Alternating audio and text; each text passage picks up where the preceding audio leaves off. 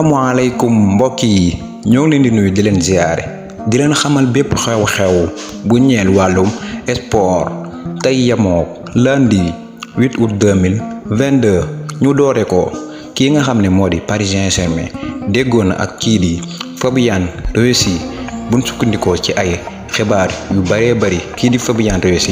d'accord na pour dem fa nga xamné modi Paris ndax kat mom jeexal na contrat ak équipe bi di Napoli.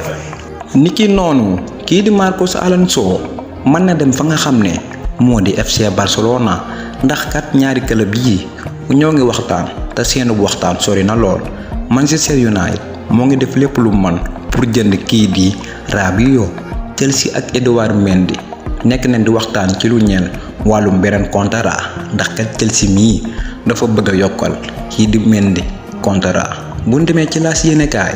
ñoo ngi fay fekk Vinicius Junior muy xamne ay bëgg-bëggam ginnaw bi mu nekké titulaire ci saison yi jall muy ñi xamal ne néna dafa bëgg gagner équipe bi di Real Madrid 5 wala 6 Ligue des Champions ginnaw lolu néna bëgg na jël Ballon d'Or atum 2023 ginnaw atum 2022 bi di ñëw